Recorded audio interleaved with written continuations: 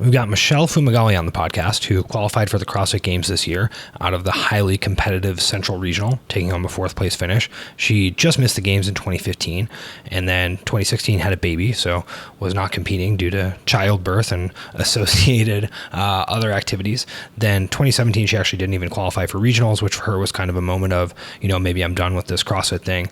Didn't train super seriously in 2018, but kind of ramped it up leading into regionals and managed to take home one of those qualifying spots with a very exciting finish on Sunday with a super tight points battle with multiple repeat games athletes in the mix and all that sort of stuff. So pretty exciting Sunday for everyone involved in that. And then, we're going to talk about her journey and her fluctuations in training over the last few years. And we did this interview at CrossFit 630, so shout out to them for letting us hang out there. But we were inside of an office that actually didn't have a ceiling, which is cool, and I support that. But the problem with that is that you can actually hear some barbells and music throughout. So try to clean it up a little bit in post-production, but apologies if those noises are irritating to you. And you know what? I think that you should just listen anyway, because this is a really nice little conversation. Enjoy.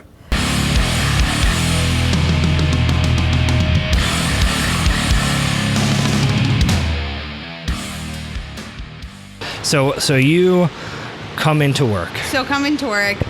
Wednesday after regionals, because I had Monday, Tuesday off.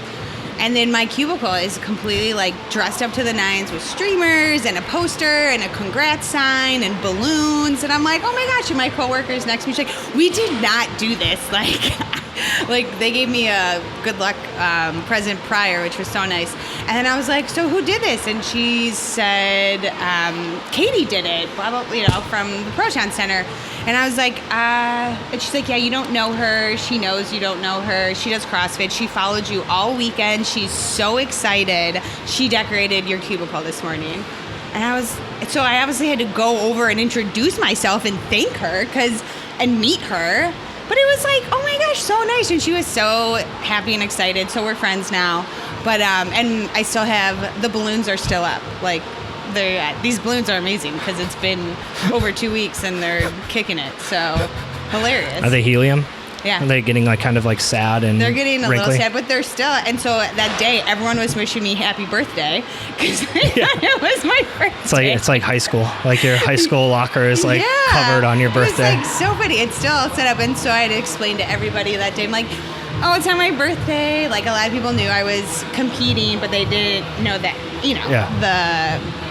the big deal, I guess, that it was. So now they sent an email out to my entire office, 3 buildings worth of people, and now everyone talks to me in the hallways. I'm like, everyone knows me. Yeah.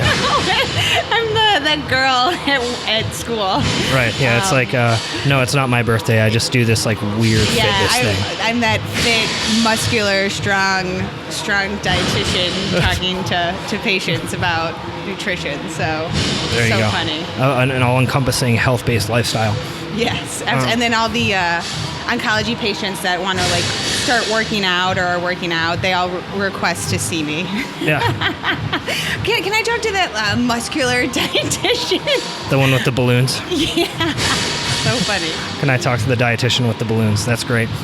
So you qualified for the games, like we were just talking about, but you've been at this for kind of a while, right? Yeah. You just missed a few times a few years ago. You had a child.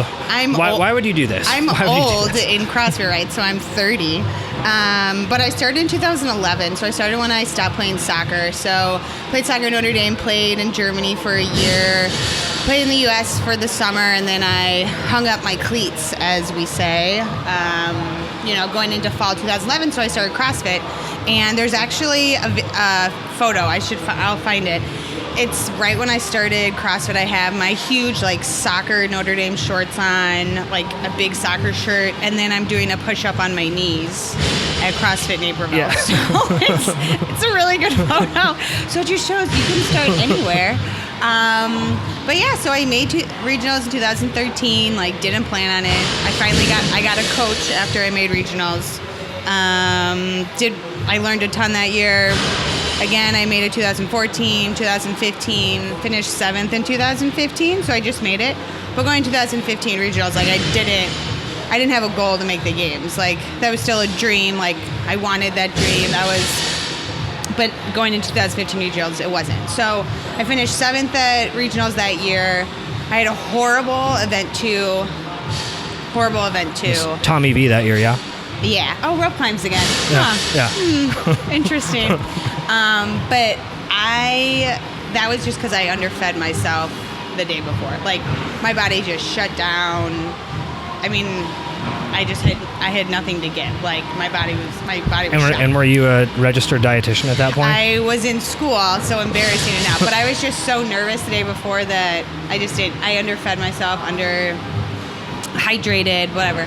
So I came back with vengeance Saturday, but it just wasn't enough. So going into 16 season, our goal, me, Angelo, my coach, and my husband, John, because he's involved in everything, of course, we had a goal of making the games, 2016. So, we kind of put out the year like, hey, we're going to do this competition, and we're going to try to do this competition, and, end goal will be the games.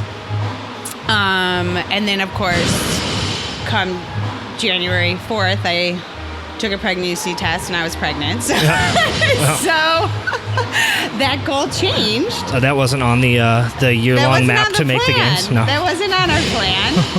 So then, So someone actually asked me this week, which was funny. They were like, did your dream of going to the games end? Like, did you think it wasn't going to happen after having a baby? And I was like, 100%. Like, I thought that was done. So, and I never thought of that until someone asked me that this week. But yeah, I totally thought it was, out the window. But obviously the last, year, I always still thought that. Like Val Volbero made it last year, and I was like, I could do this, right? Like Val did it. Like, I could do this. So I still didn't think I would. Yeah. But yeah, so I just love working out and challenging myself.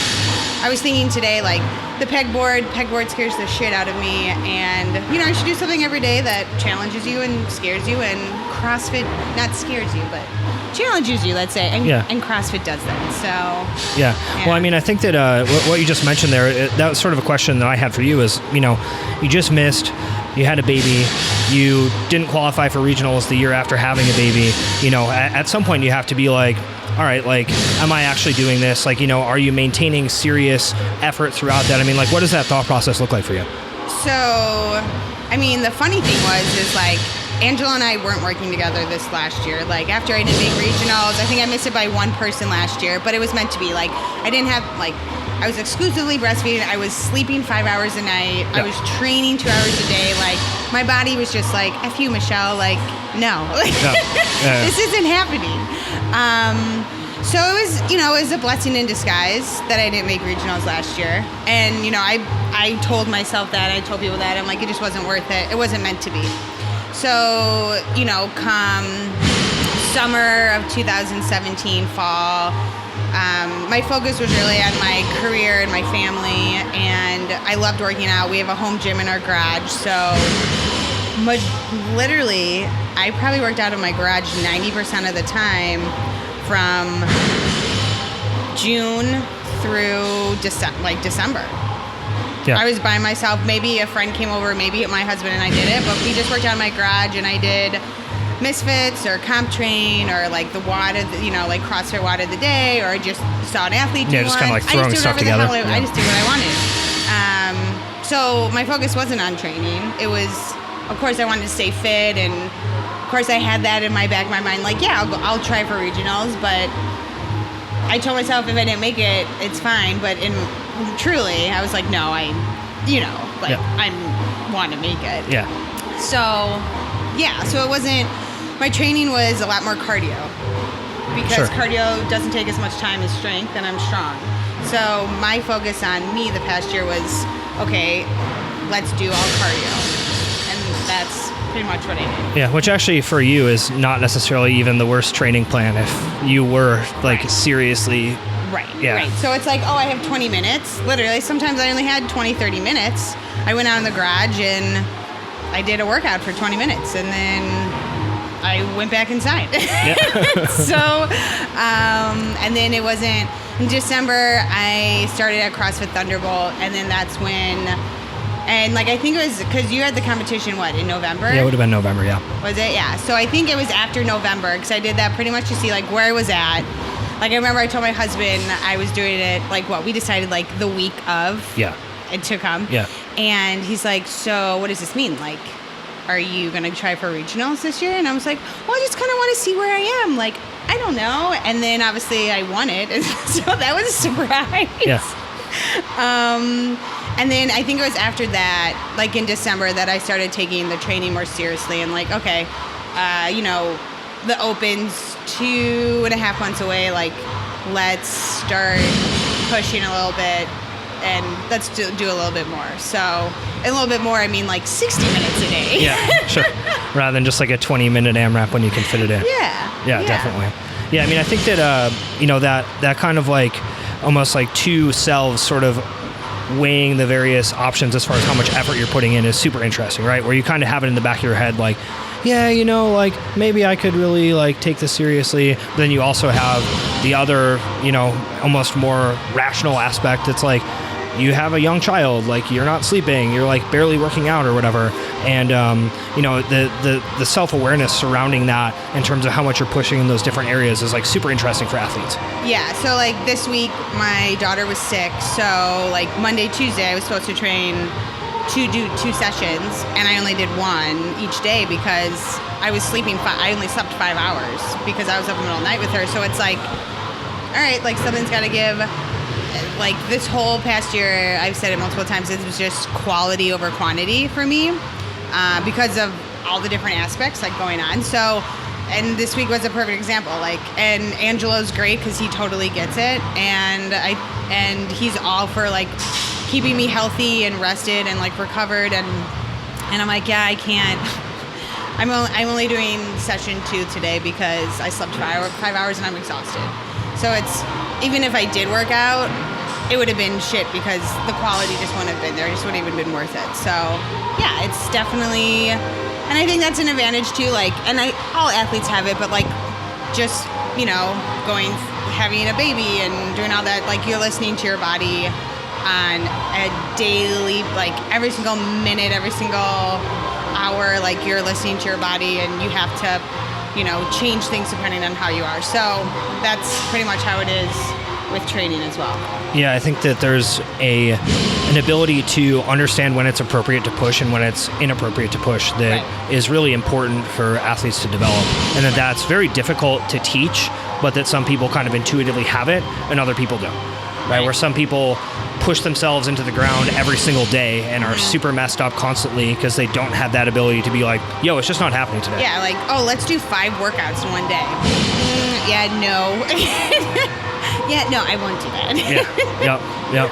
And then, you know, there's the opposite trend of that too, where people every day are like, oh yeah, you know, I kind of don't feel good. Like, yeah, it's like a double-edged sword. Like, I can think of enough excuses for me not to work out. So, yeah, Yeah, exactly. Yeah, and you're able to sort of consistently find that sweet spot, which is, you know, an intuitive sense that.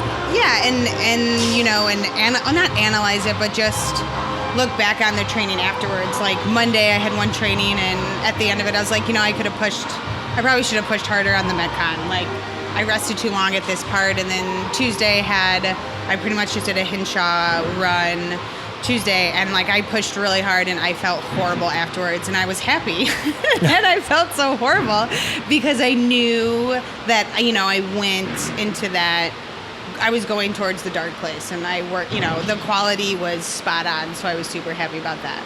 Yeah, it's understanding when volume is the goal, when intensity is the goal, when just kind of like getting a sweat on is the goal, when sort of like rolling on the ground afterward is the goal. Right. So. And it's hard now because volume is for sure the goal, but is, you know, it's just you deal with, you know, with what you're dealt. So yeah, go with the punches. Yeah, go with the flow. Yeah. So you said earlier, you know, you kind of thought, okay, you know, I've had a child, I've, you know, have all this other stuff going on, I'm focusing on my career, you know, my dream of competitive fitness, you know, is basically done, right? I mean, from the outside, it's easy to sort of look at someone like you and say, you know what, like you have a certain capacity that's always going to be there, and even if you sort of have these other obstacles, if you have the right focus, you'll be able to come back. But I don't know for you internally if you felt that way, or if you were just like, doubting yourself. Yeah, so I guess like after I had Gwen, the goal was regionals. So like, okay, so my goal last year was the games.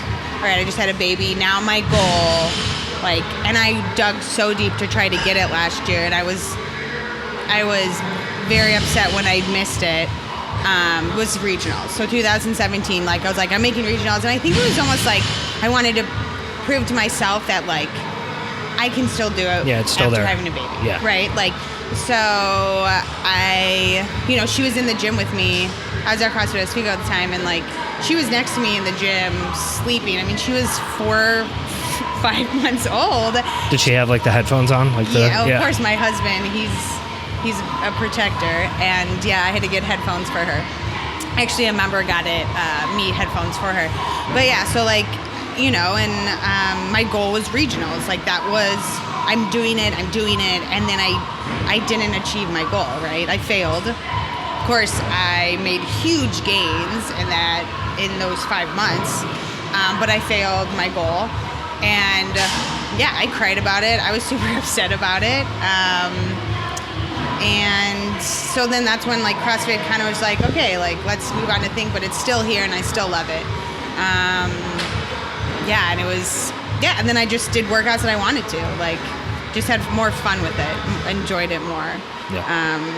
But I'm still crazy. I think Rory, the guy from the announcer at CrossFit Games, said in the Redeemed and Dominant or something, CrossFit Games athletes have to be a little crazy, or what was the, do you know what I'm talking about? Sure, yeah. I mean, he's they have to be a little mentally disturbed or something. Yeah, we're a little crazy. Yeah, I mean, even for you, probably even independent of something like shooting for the games or shooting for regionals, you would have that sort of desire to push yourself and find out what you're capable of, right, independent of an outside reward just for that drive, and it's that competitiveness that I have I've always been a huge competitor, and just expect the best out of myself, and just pushing myself to the limit. So I growing up for soccer, I was always on the winning team. I don't know how that was possible or how I got so lucky, but my team always won. I was always on a winning team somehow in soccer. And going to Notre Dame, every year at Notre Dame, we had the expectation to go to win the national championship, to go to the final. We went to the Final Four all 4 years, but our goal was to win the national championship every year. Yeah. And if we didn't, it wasn't a successful season. Yeah, you were pissed. How many times did you win? None.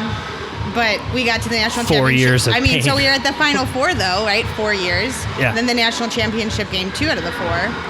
So, I was playing for the national championship game 2 years, and we didn't win. And I see that as a failure. Everyone's like, oh my gosh, but that's awesome. You were in the Final Four, you're in there. I'm like, we didn't win. Yeah, you're second place is the first loser. I hate North Carolina because of that.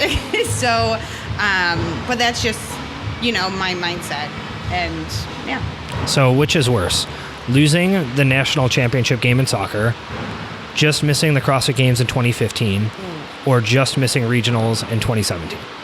I would say not winning a national title at Notre Dame. I had to get a senior ring.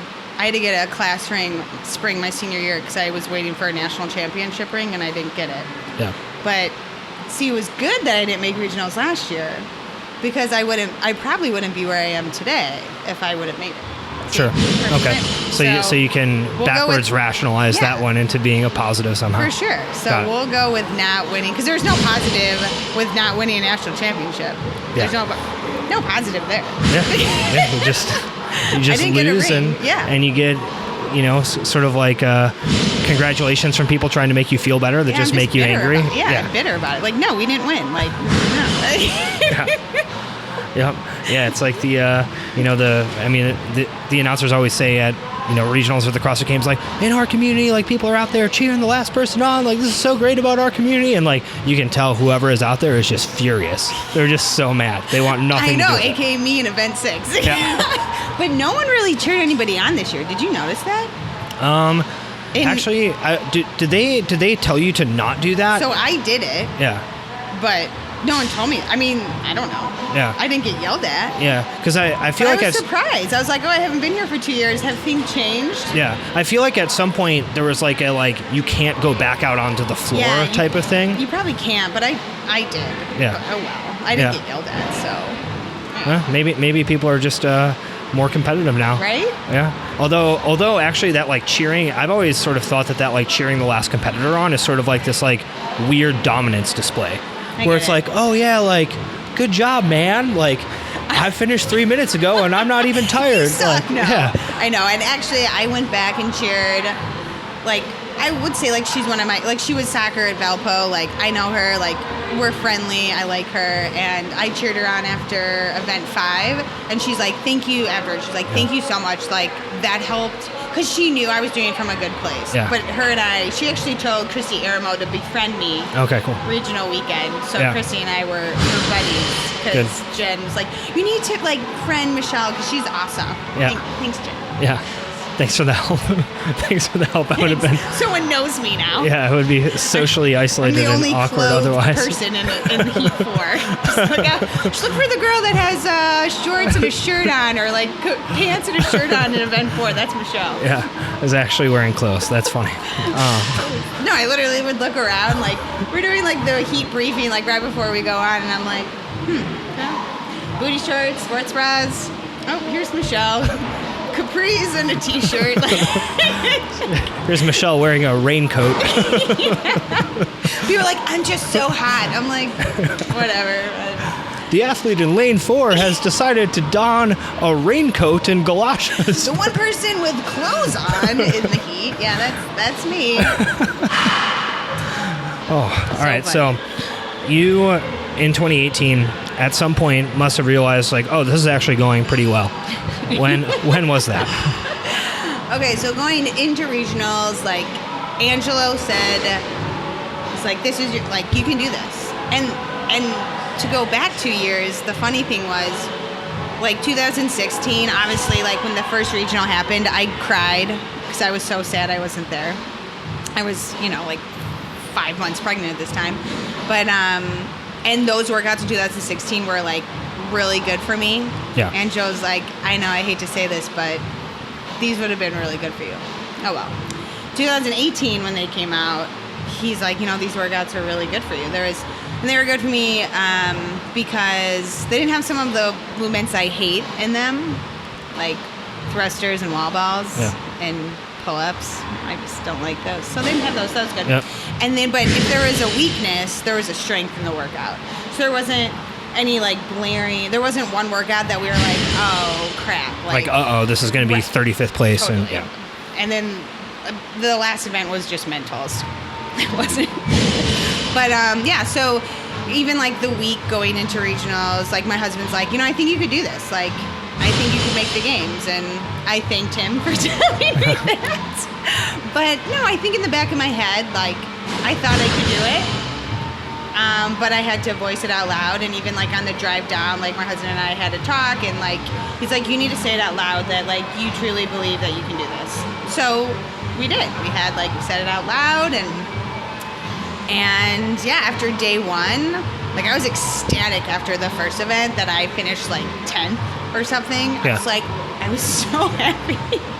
And I was happy the workout was over because that was much better than what I practiced. I had only been on the this is the 333. The 333.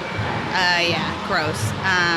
And I'm not like a long distance cardio person, but it went so much better there than it did in practice. And I had only been on the assault runner twice prior to the. That's impressive.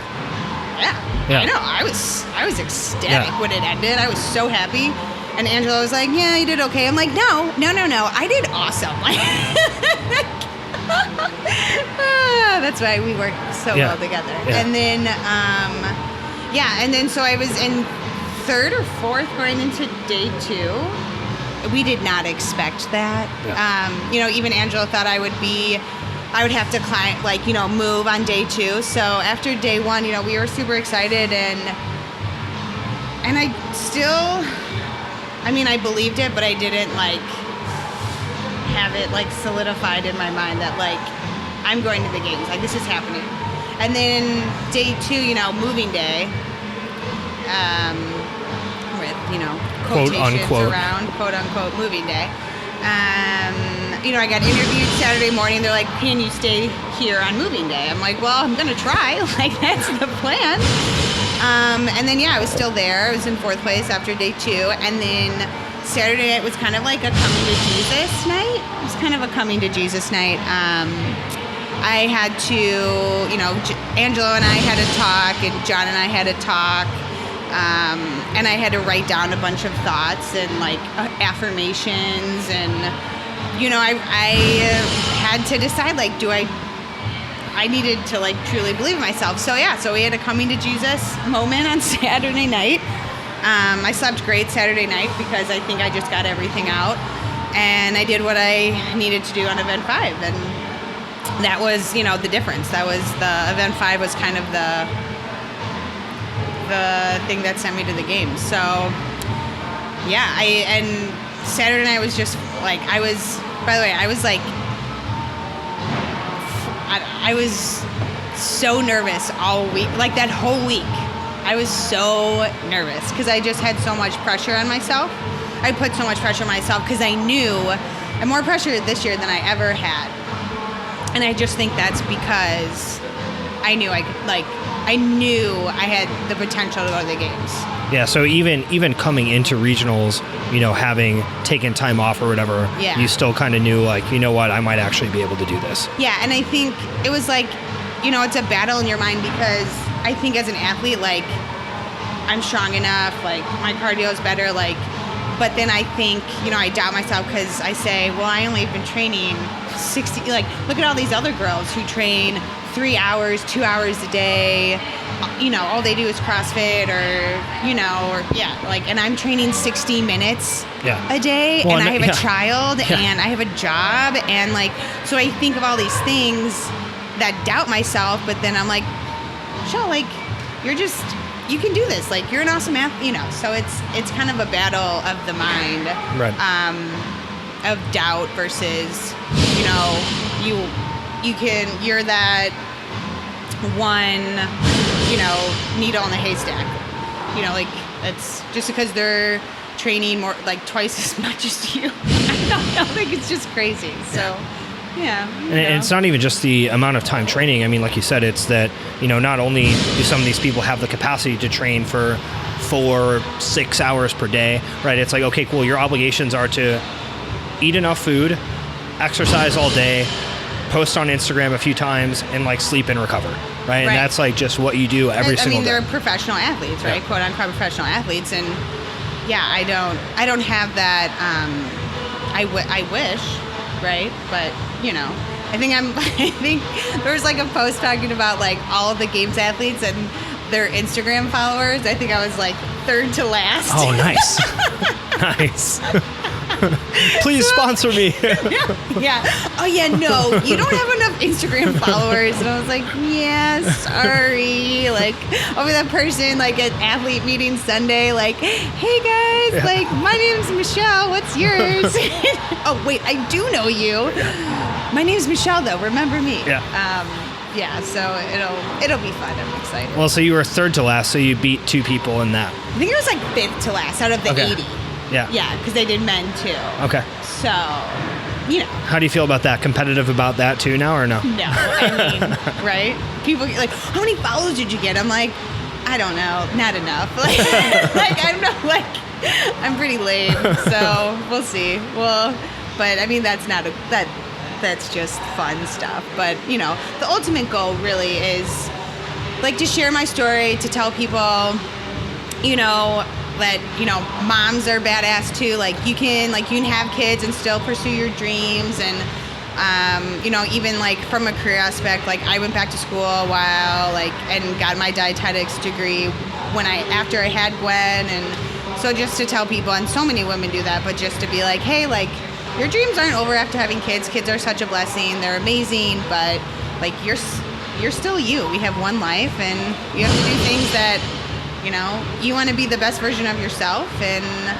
that's what I strive to be, and that's what I, you know, try to help other people be too, the best version of themselves. So I just hope that like I can inspire other, and men too, but like specifically other women and moms, just to be like, hey, you can do it. Like, and for other people, for working out, like, hey, you have 20 minutes, like you can do something, like versus just sitting on the couch or looking at your phone. Like, get up and move your body for 20 minutes. It's going to be so much more beneficial. So if anything, like, I hope to inspire people to do that. Yeah, I mean, for you, you know, hearing you talk about that, like, you not only have that sort of, you know, deep-seated internal competitive drive to like always push yourself and get better, but then you have kind of like a bigger picture, I guess, reason why, right, as far as like training is, like, you know, surrounding, hey, listen, like, you can have these setbacks, you can be a mother, you can have a career and still pursue right, what you want to do. Yeah, I tell people all the time, like, the female body is like the most amazing amazing thing. It's so many miracles. It's absolutely amazing, and it doesn't surprise me, but it's amazing. New things every day. We're just go females. Yeah. Girl power. Go girl power. Hashtag. So we made a few jokes about event 6 also, but I kind of want to dig into that because I mean, you said it before, after event 5 you were in a pretty decent position, yeah, you know, but the point spread going into that event was still pretty tight, yeah, and you had multiple, you had like 60 points or something, right? I mean, you had multiple times games athletes like nipping at your heels essentially, yeah, you know, going into the final event. How does that feel? Yeah, so I like my stomach, it's already doing roller coasters thinking about it. But yeah, I put it all out there in event 5. I was exhausted out. I was so tired, and it was a short recovery in between. It's probably only like 90 minutes after that long event, and mentally I was obviously it was a weird how to feel, right? Because I was so happy for event 5, but I knew like event 6 had to be good, and yeah, and it was just a mental roller coaster, like preparing for event 6, knowing like the CrossFit Games was like on my fingertips, like I had it if I, you know, I had it in the bag, and trying to recover. Like I think I was at Rosti a lot. Regional weekend, and I was back there pretty much in between the two events, and event 6 was mental. I mean, like, yeah, I was exhausted, and I got a lot of no reps on my thrusters. It was not helping me out by any means. Yeah. But you sound mad about that. I mean, right, but you can't do anything about it. Like, yeah, your depth was shady. I saw it. You know, whatever. He was in front of me. He can't see anything. So, you know, dorsal flexion of the ankles. We're working on that. But no, like in the warm up, like my rope climbs were beautiful. Like they were great. And I think this was literally the 3rd time I had used a short rope. I never had used a short rope. I think I practiced twice on it before regionals. So I didn't have a lot of confidence in it, but they did pretty, like the warm up, they looked great. They felt great. And then beep, event 6 starts, and I headed the rope. Did you see this? Yes, I did actually. Did you see it? Yeah. Oh my God. Yeah. I ran up and I jumped and I literally face planted on the rope, and I fell down, and then I had to jump again on the rope, and I think just it sounds so ridiculous, but like I was so focused, and then that happened, and then my plan totally went out the window. And God, it's so funny. So I literally jumped up, headed the rope, came down, and then I had to jump up again, and then like shit just, hit the fan. Thank God, not enough. So I got no rep done, probably like 8 thrusters, whatever. I didn't fall off the rope, so there's a positive. Yep. I didn't get a no rep on the rope. I told Angelo that. I was like, well, at least I didn't fall. Like, I almost fell a couple, but whatever. So then I get last in my heat. And so I didn't know. Like, I had a horrible event 6, and I was like, was that enough? I was I don't know. So we're like waiting around. I was like, what am I going to do about it now? Like, so I just grabbed Gwen and I brought her on the floor because I was like, well, you're going to make me happy. So like, this is what truly matters. Like, bring you on the floor. Let's like show you off to the world. And then some competitors was really funny. They're like, is this your baby? I was like, yeah. Yeah. Yes. Correct. And then someone, I think Nicole Holcomb's like, I don't know if she's allowed on the floor. And I was like, I don't really care. Thanks. Yeah. Yeah, and then so they were announcing, and of course they announced first, second, third. We know who those were going to be. So it was fourth and fifth. And then a-hole announcer, did you hear this too? He was like, and in fourth place with a phenomenal final event. So I was like, my head goes down. I'm like, well, that wasn't me. Head down, Michele Fumagalli. And then I look up, I'm like, oh my God. Like, so surprised. Yeah. Not cool. Yeah. Not cool. So yeah, so that was, and I thought I would cry. I had a horrible, I could have been so much more excited, but I just think I was, because of the last event and how bad I did, and then I didn't know if I was going to make it, and then I did make it. Yeah. And I was surprised. So. I wonder if he thought he was going to say Jen Smith, and then was like, wait a second, Oh, I know. I don't know. Yeah, because Jen Smith crushed the last event to grab a spot. Oh my God, she killed it. Yeah, for sure. That's why I thought it was Jen Smith. Yeah, for sure. Like they said a phenomenal final performance. I was like, Jen Smith in my head, and then I was like, oh, they said my name. Yeah. Crazy. And it was so funny. Actually, I forgot to say, after the event ended, I saw Angelo's wife, Rocio, and I was like, Rocio, like, where's Angelo? And she's like, I don't know. I'm like, he's probably so pissed. So, and I couldn't find my husband. Like, all this event happens. All I see is like my mom and Rocio. And I'm like, where is everybody? Like, John went away because he was like so nervous and like he didn't know what was going to happen. He's more emotional than I am. Like, he had tears after the event 5 and love John. He's the best. So, and Angelo told John, I guess, like, I'm going to go conceal Michele because we all thought I wasn't going to make it. So, yeah, so it was funny. But then Angelo and I had our embrace first after getting off the floor. Yeah, it was, and Rocio got it on film, so that was fun. And then I had him, they, put us back in like a jail cell pretty much after. Yeah. And so I had Angelo go get John and Gwen so we could have a embrace afterwards. So yeah, tell us about the jail cell, because that's funny too. Yeah, the jail cell. Yeah. So after you, so before, and you like remember they're like, Michele Fumagalli, please come to the front table before event 6. And I was like, oh my God, like what? And so I had to give them my ID. And I'm like, why are they making me give you ID? Like, we have one more event. Like, why are you jinxing this right now? So whatever, I had to give them my ID. And then the second we end event 6, we have a wrangler, they call it. So every person is assigned a wrangler, and they pretty much just follow you around. So like to watch like what you're doing or what you're eating or drinking, I don't know. I don't think it makes any difference whatsoever, but whatever. I mean, it's so you can't like grab like a bag of urine from someone. Yeah, like you could still have something in your like bottle already. Like it doesn't make any sense to me. Whatever. So you have this person that follows you around, make sure you don't do anything bad. I don't really know. So whatever. So after they call their names, then they take the top 5, and we had to go in the back. And other regions like let them stay there and watch the final men's event. No, we had to like go in the back. Lame. Yeah. Come on, Central Regional. And so we didn't get to see the men's last event because it was like, yeah, we didn't get to see it. So then they put us in this little corral. They give us our shirts. We have to sit in this corral with our wrangler and like just sit there and wait. Yeah. Yep. Yeah, you just made it to the CrossFit Games. Come and sit in this jail cell, and we'll tell you what to do next. This was all obviously before. This all has to do with drug testing. So we had a wrangler until we were drug tested.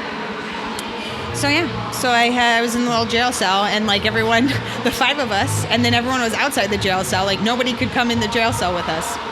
It was, yeah. Well, I remember I like leaned over the the fence into the jail cell, and they're like, no one. Like, did they yell at you? They're just like, you guys like have to back up. Like, you can't get. What? It's okay. Like, you're gonna slip me something in my back pocket? Yeah. Like, I know. So, like, I literally had to embrace my husband and child across the jail cell. Like, there was a fence in between us. So, whatever.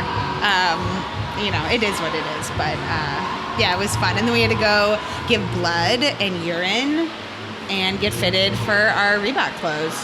There you go. Yeah.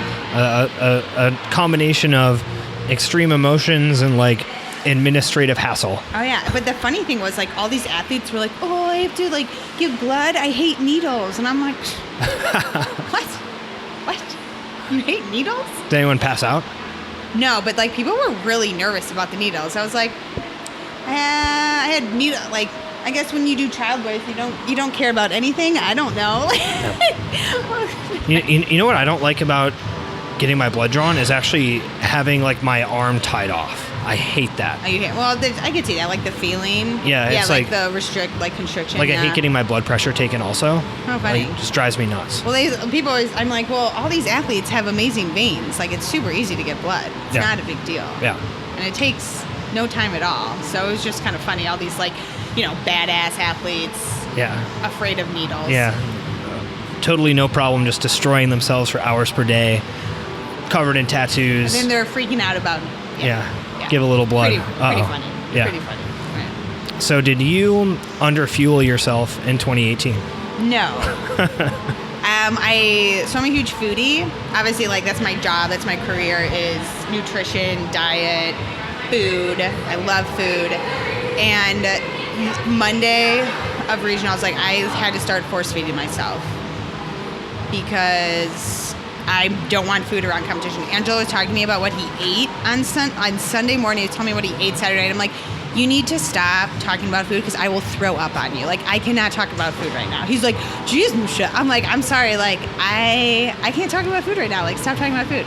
Was he telling you about all kinds of Nashville barbecue and steaks and I'm like, it sounds horrible. Coleslaw. But like, I didn't really track my food at all, like before regionals or at regionals. Like I just made sure, like I kept I just like put a blog post out about like what I ate the weekend of regionals, but it was really just like foods my body knew. I had nervous poops, so like I wasn't eating any vegetables at all. We had to do 2 emergency car breaks on the way down for me, not for Gwen, for me, because I was just so nervous. Oh my gosh! I talk about poop all day with work though. So it's a normal. It's a normal, and normal I would talk to Angelo about this, and he's like, I don't need to know this. I'm like, hey, I'm totally open. You're my coach. Poop, bowel movements, it's totally fine. People need to talk about it more. It was just, I don't eat a lot of food during the day, just like super simple foods, but like breakfast and dinner. But I just I literally force feed myself all weekend. But like Saturday night, I had half a burger and half a chicken sandwich. And then I think Amanda Barnhart, after the competition, she was like, I'm just so excited to like eat food. Like, I can't wait to have a fried chicken sandwich. And I was like, I had that last night. Hello. So nutrition has definitely changed since regionals. I mean, not from the quality, like quality is good. Like I eat tons of vegetables and like high quality foods, but just the volume has changed. I'm working with Mike Molly from M2 Performance, and he's helping me out a lot, and really just like eating enough food. I love fats, like healthy fats, so I've had to digress that. Just fine, right? And I love sweets, so we made a pact this week that I can't have any like cookies or cakes or anything till after the games. So I'm only allowing myself 2 squares of dark chocolate a night, if it fits. No pastries during games training? No, unfortunately not. So let me ask you about, because I think this is something that anyone who has competed has experienced, is that you don't want to eat during competition, right? But you have to. Right. So what do you do in that situation? I mean, especially given that you had a pretty bad experience in 2015 with underfueling. How do you handle that? Right. And it's like traveling too, right? So like we traveled on Thursday, whatever, but So, it's dealing with the travel situation too. But what it was, what I did, so like in the breakfast, I had the same breakfast every morning. It's like my go-to. It's like a omelet, banana, oatmeal pancake. It's super weird, but I had it every morning. Sounds actually pretty good. It's great. So it's literally like 1 to 2 eggs, egg whites, oatmeal, a mashed banana, cinnamon. You could add spinach to it. I didn't, obviously, regional weekend. And you just make this and you whip everything together. It's like an omelet pancake. It's phenomenal. So I had that every morning. Same thing, because I know I could get that down. And then depending on the day, I think I had half a peanut butter and jelly sandwich, because we didn't go until 2 the first 2 days. And then just simple foods during the competition. It's literally pre-workout, post-workout. So I use UR products. So pre-post, applesauce squeezies, maybe some gummy bears, fuel for fire, just super easy things that my body can process. Yeah, so just anything that you can easily get down and digest. Yeah, easily digestible things. Baby food, applesauce, pre-post workout. That's pretty much. Chicken sandwich at night. And then food at night. Yeah. So I think one night, we did sweet potatoes, chicken, and some veggies, So nothing crazy, but my husband was on me to eat more food at night. He's like, you need to finish your plate, Michele. I'm like, I know, I just don't want to. He's like, eat it. Love you. Yeah. There you go, helping you out. And then a huge thing was hydration. So I overheat, and I would actually in 2013, I almost got heat stroke. It was crazy. It was the deadlifts box jump workout. And I was, beforehand, I was totally out of it. Even Sam Dancer came up to me. He's like, Michele, are you okay? And, looked at me in the eyes. I'm like, yeah, I'm good.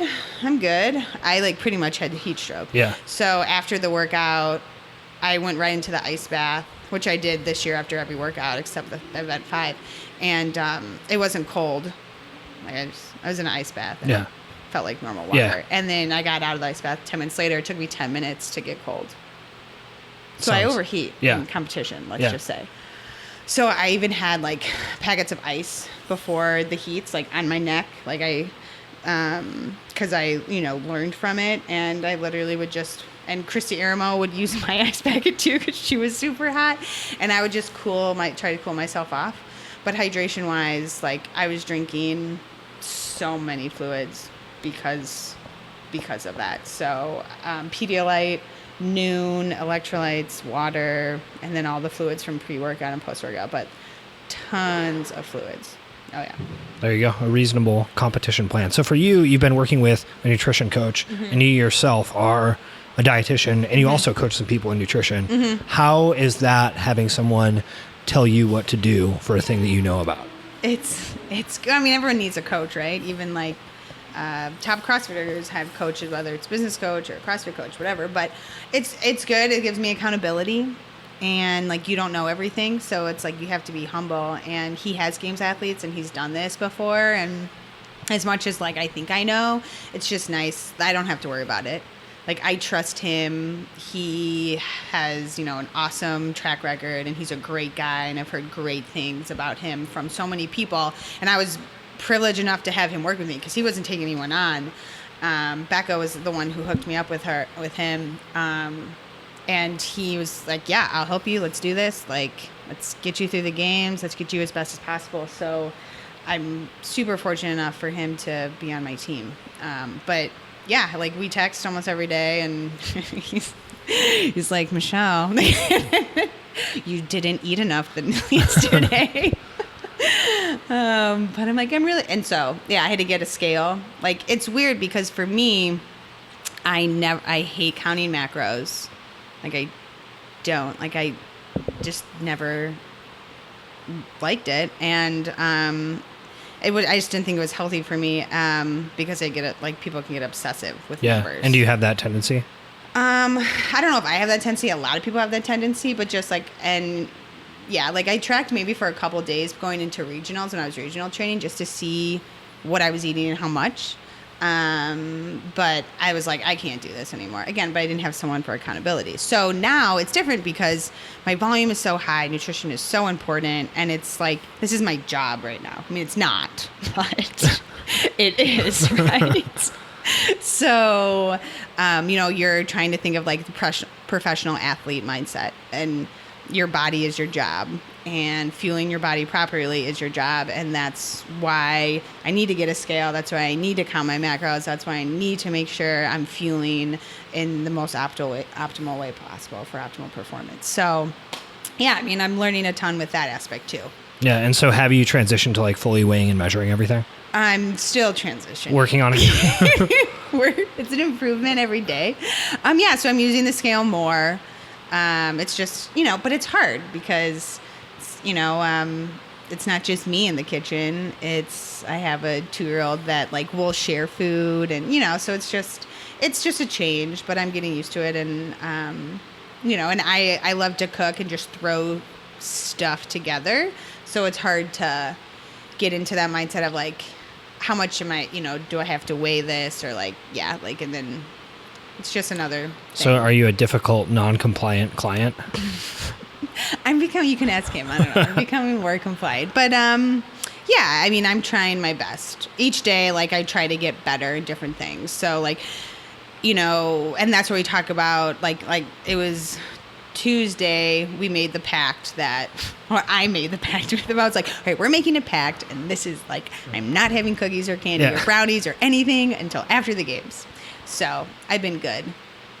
It's been 3 days. Okay, great. Yeah, I've had little dark chocolate, and then I did have 3, those like Australian Twizzlers.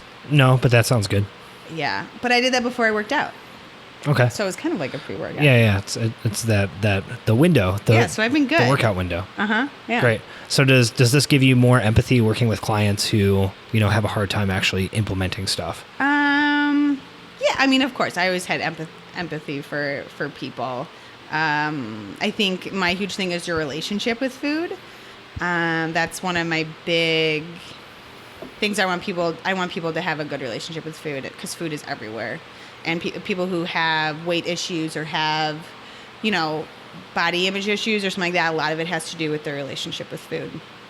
And their relationship with their self, like self-love, self-care. Like, if you love yourself, respect yourself, then you will try to fuel yourself in the best way. And that I'm not saying for the CrossFit Games, I'm saying for like anything, like to go to work. Like, vegetables are really good for you. This fast food, I don't know, Reuben sandwich isn't the best option. So it's trying to find that balance of 80-20, 90-10 with people. Not saying like this is a good food and this is a bad food, but saying like this food is going to nourish me a lot better than X. Yeah, and how do you help people with that? Like, if you are trying to get someone to have a better relationship with food, or understand like what emotional triggers cause them to make bad choices. Right. Like, what do you actually work on? Yeah, so I think it's it's just saying, they're like, oh, I can't have that food. I'm like, yes, you can. Like, just in educating them and informing them and being like, having them say affirmations like, yeah, I can have bread. You can have a piece of bread. That's fine. But it's just the amount of bread, or like what we're putting on the bread, or like some people are afraid of carbs right now. And like brown rice is great. Like, you can eat bread, and, and it's just, they see all these articles and food noise and like, this is bad, this is good. And it's just all this gray area. And it's saying like, food is part of an enjoyment. Like, food is enjoyment. For sure. Like, if you're going, in a perfect world, I tell people like half of our plate would be vegetables for like the normal average person. Half my plate has to be pretty much carbs. Yeah. But for like even before regional training, like half your plate should be vegetables. It can have some fruit in it. And then a fourth your plate protein, a fourth your plate carbs, starchy carbs. Like, that's in a perfect world. If you're going to an Italian restaurant, like this great Italian restaurant, you're not going to have half your plate vegetables. I hope you don't have half your plate vegetables. Like, go enjoy some Italian good cooking, So it's just having that aspect of, again, like having balance with it and not feeling bad after eating and going out to dinner at an Italian restaurant and eating a lasagna. Like, don't feel bad about it. Like that's life. And I bet it was really good. Like it should, make it worth your while. So it's just giving people positive and talking them through it, but it's like as open as they will. If they're not open about it, then they're not going to get anywhere. Yeah. So it sounds like a lot of it has to do with, I guess, pulling people away from like moralizing their food choices. Yeah. Cause so many people right. We've all been there. Like we eat something. We're like, oh, shit. I feel I shouldn't have eaten that. It's that food guilt. And it's like, the only way that you should feel guilty after eating food is if you stole it. Yeah. Like, literally, if you stole the food, you should feel 100% guilty. If you didn't steal the food, don't feel guilty. Like, just respect yourself, love yourself, and know, I had a DQ Blizzard. How often are you going to have that? You're not, I don't know, once every other week, once a week, perfect. That's a good relationship with food. Yeah, that makes sense. That the, I guess that emotional, trigger for like negative food behavior, right, can be closely tied to like a tendency to moralize, and then you end up with like major swings rather than kind of like more consistent behavior. Yeah, and getting people if they're feeling bad, a lot of people will go for bad food choices, but so it's trying to get people out of that. It's all, it's, and my relationship with food continues, right? Like we don't have perfect. So it's just a continual growth aspect of it, and you're always becoming the best version of yourself. Yeah, and how does that vary with I guess the actual cancer patients who you work with? So that it's so many ups and downs with that. Like it's such a rewarding job, but you see these patients and you're like, I'm so fortunate for what I have, and I'm so fortunate for my health. It just puts things into perspective, and there's some really great stories, and there's some really sad stories. There's people that are my age that have cancer that I see at least once a week. Someone my age. Yeah. It's mind-boggling. So with them, it's just helping with their symptoms, like if it's symptom management, if it's fueling them. I talk about you need to fuel yourself through this cancer treatment. You will have the science shows, if you keep your weight up, if you are able to feed yourself, fuel yourself, aka get calories in and not lose weight, you're going to have a better outcome. You're more likely to have a better outcome. So for me, rather than fueling through my workouts, I'm talk to them about, hey, you need to fuel yourself through chemo, radiation, your treatment. Right, because all this stuff is inducing nausea.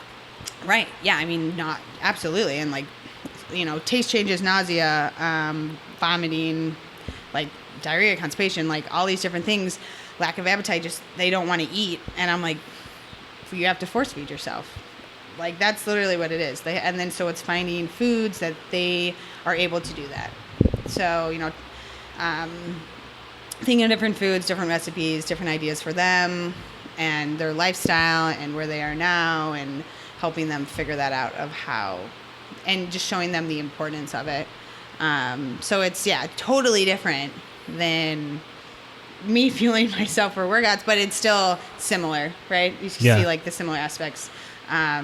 But it's so rewarding. It's just, people always ask, is there a food to eat to cure my cancer? I'm like, whenever I find that out, I hope we find that out. I will let you know. Yeah. So, So what's the, I guess the emotional relationship of those folks with their food, right? That's a different story altogether. What does that look like? Yeah. Sometimes it's just force feeding the relationship with food, someone with a cancer diagnosis they'll read an article and they'll try to hold on to any hope they can find, right? So with me, it's just saying we need evidence-based things. Evidence-based, just because Susie did it and her cancer was cured, it might not have anything to do with the food that she ate. So it's really, having them focus on the bigger picture. Sometimes it's just calories. We just need calories in you. The amount of fatty foods I tell cancer patients to eat, healthy fatty foods. Yeah. But because they just need calories.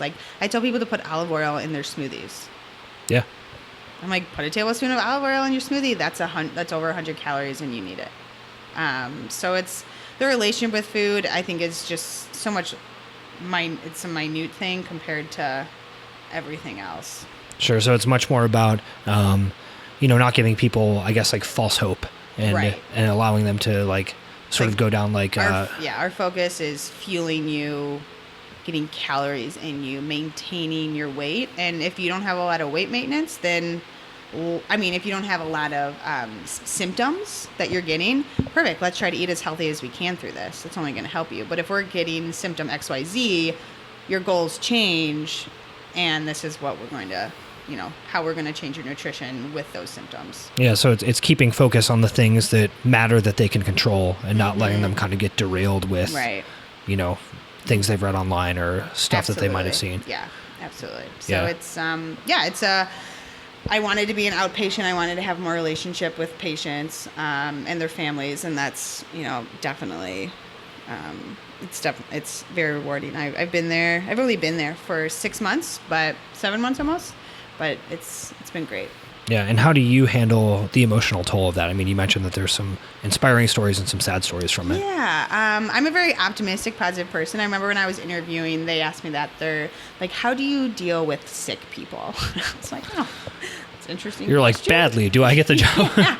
But I'm just a very optimistic person, so I think that helps. Like, I always come in with a smile on my face and, how are you doing? And, just try, like, Friday, yesterday, I had to go in and talk to a patient who just found out that her cancer advanced.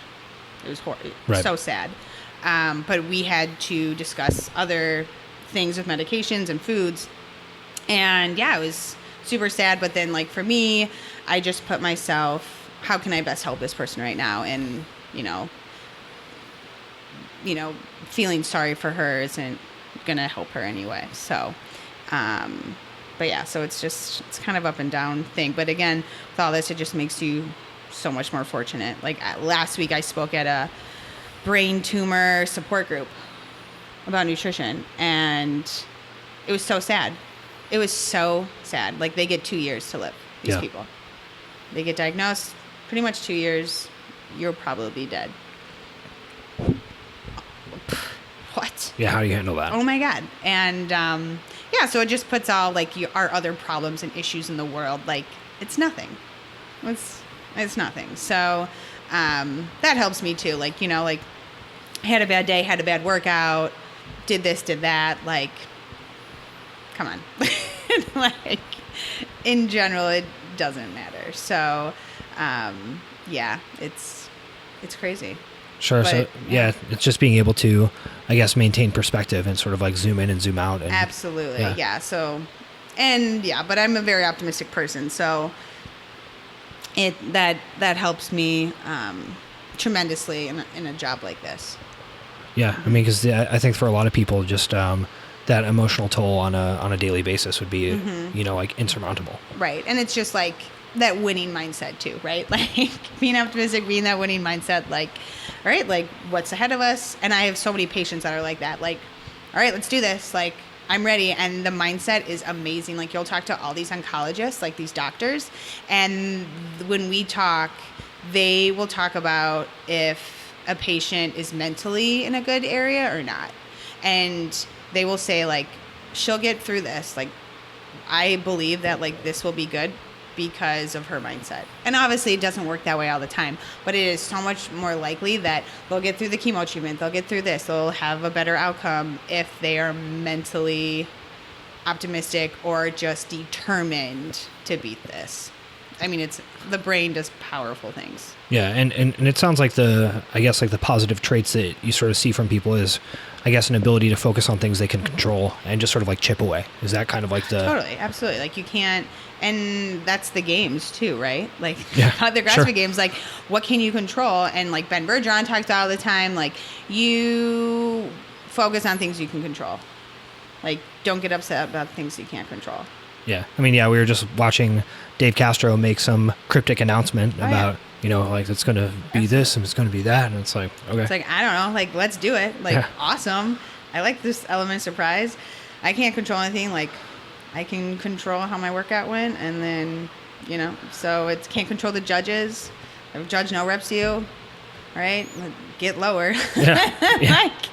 I'm not going to freak out on the judge because it's it's out of my control. They'll tell me if I have a no rep or not. So yeah, that's definitely part of the puzzle for sure. Yeah, sure.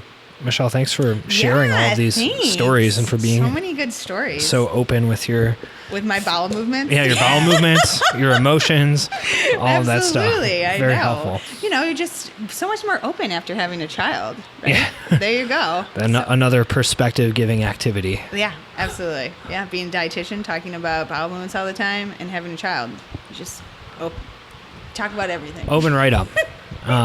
So if people want to jump you from fifth to last on the game's Instagram followers list, where should they go to find out more and check you out? It's Fumagalli _fitplate. But if you type in Fumagalli, I'll come up. So that's, Instagram. I'm on there a lot more than Facebook. So yeah, and it's really just, I told people on Instagram, you just follow my journey through the games. That's pretty much what it is. It's you won't find a ton of photos of me with my shirt off and booty shorts and posing for photos. Pretty much find me with my family and some workouts and lifting and food. So it's a little different than most games athletes, but that's okay. That's good. You should consider going in the opposite direction to gain followers. Just do workouts in more clothing than. I have 5 layers on today, guys. I'm just trying to sweat out as much as possible. Yeah. So and I work out alone most of the time, so I don't have people I wish I had people just taking photos of me that I could post, but no. Oh well. It's pretty funny. I think I had my husband take a video of me one time. I was like, here, can you just... Actually, I don't even know if I've ever done that. I feel like maybe one time I had someone do that. That might actually be helpful. You should consider doing that. But then, probably not. All right, fine. It's and you blog too. I do, yeah. So it's fitplatenutrition.com, and then go to the blog. I need to blog a lot more than what I do, but it's just finding the time to do it. How many times do I write down stuff that I want to talk about? And then life occurs. Yeah, the grueling content creation schedule is difficult to maintain. I know, but I just posted about my nutrition over regionals, and then I'm posting again about how it's changed since then. So, just to give people ask. There you go. Yeah, that regionals article is pretty good. It has pretty much everything you ate over the weekend that we talked about. So super interesting to see the very, detailed specifics of hey, here's what actually happened. It was all routine and everything. Nothing was new. Nothing was new. It was the same thing every single time. I was just routine. So didn't have to worry about it. There you have it. Simple as that. Do what works. Yeah. Thanks for listening all the way through. I admire your grit, your persistence, and your perseverance. Since you made it, I have a few favors to ask of you. Go ahead and open up the show notes on whatever podcast player you use. In there, you'll find links to all the resources that were mentioned throughout the show. There's also some links there in which you can leave a review or subscribe to the show. And podcasters are always harping on this because this actually makes a difference in terms of the algorithms that recommend podcasts to new people. So if you do that, it helps more people find the show. And if you head over to toddneef.com, you can sign up to receive most of my thoughts and writing, which really only go out to the email list. A lot of it never makes it to the blog or the podcast. So if you like what I have to say and you want to see some of my recommendations and stuff that I've been checking out, go ahead and subscribe to that email newsletter as well.